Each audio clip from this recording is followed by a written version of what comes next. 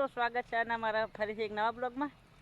અને તમને કંઈ ટ્રેક્ટરનો અવાજ આવતો હોય તો પેલું જાય ટ્રેક્ટર તમે જોઈ લો. હમણાં નીકળશે, અહીં જાય રહ્યું એ ટ્રેક્ટરનો અવાજ આવે છે. આપણે તળાવ છે ને ત્યાં અંદર માટી ભરવા આવ્યા છે, બીજા ઘરે નાખવા. એટલે માટી ભરી જાય છે અને આપણે ખેતરમાં ઊભા છે. કાલે ઘઉં પાઈને ગયા હતા ને તો આજ જોવાયા છે કે ભૂંડરા નહીં આવ્યા ને એટલે જોવાયા હતા. અરે આપણે ઘઉં છે આખા, પેલા કણ ઘઉં નહીં ઉજ્યા, આ બધા ઉજી ગયા છે. આ તમાકુ હવે પાવી પડશે, બગડેરી છે. એટલે બધું જોવાયો હતો ખેતરમાં કે તમાકુ પાવી છે કે નહીં પાવી, એટલે જોવાયો હતો. અને આ મોગરો આવી ગયો છે ઘણો એટલે લગભગ તમાકુ મોટી નહીં થાય, જેણી હાઈટમાં રહેશે. એટલે ઓટો મારવા આવ્યો હતો. અને આ શીતર પાસે લીંબડી હતી અને હાવ સોરી નાખી છે.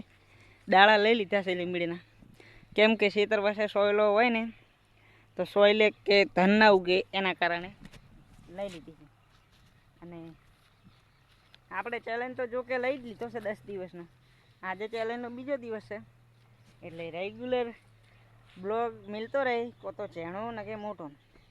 અને ઇન્સ્ટામાં બ્લોગમાં હવે ચાલુ કરવાના છે રાહુલ બ્લોગ 7398 નવી આઈડી બનાવી છે મેં ઇન્સ્ટામાં. રાહુલ ઠાકોર 9034 નહીં, બ્લોગ નહીં બનાવું. 7398 વાળી રાહુલ બ્લોગ 7398માં મેલીશ બ્લોગ, એટલે સપોર્ટ કરજો.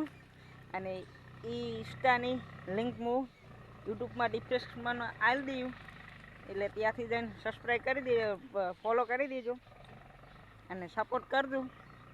અને ઘણા મિત્રો હું આ બ્લોગ બનાવું ને એના કારણે ઘણા મારી મજાક ઉડાવે, પણ એકના એક દિન સપના સચ हो गए ना तो 2-3 लोग मजाक उड़ा रहे ना, वो भी आई कहेंगे कि भाई तूने तो ब्लॉग बना के सिस्टम हला के रख दिया. પણ ભાઈ મારે બીજું કોઈ નહીં જોતું, તમારે બધાનો સપોર્ટ જોવે છે, એટલે સપોર્ટ કરજો.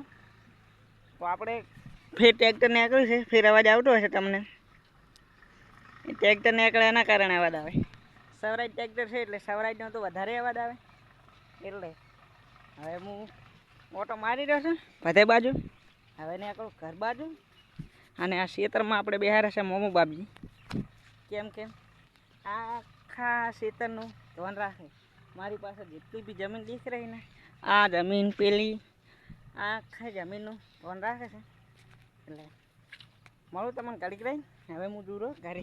આ મંદિર જોઈ લો તમે, આ મેં જ બનાવ્યું હતું.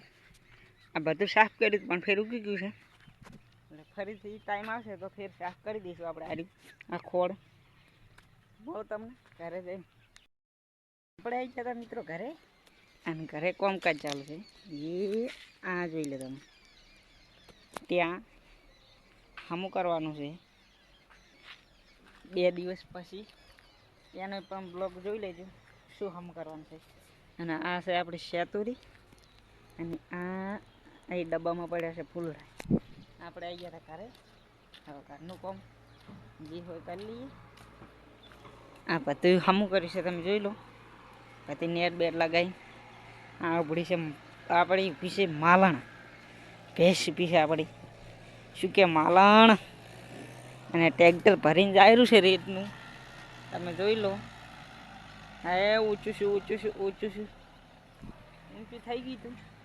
ટ્રેક્ટર ભરીને રેતનું નીકળ્યું છે તારે. એ કિરણ કાકો જ હતો. અને હોય પણ ટ્રેક્ટર ચાલુ છે ભરાવાનું.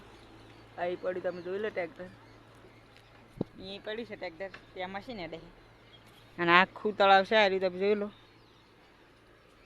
આનું નક્કી નહીં, આ તળાવનું સરકારી આવે ગમે ત્યારે તો આપી દેવું પડે દબાણમાં.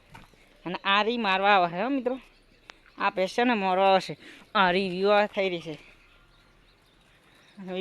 છે, મારવા આવે છે.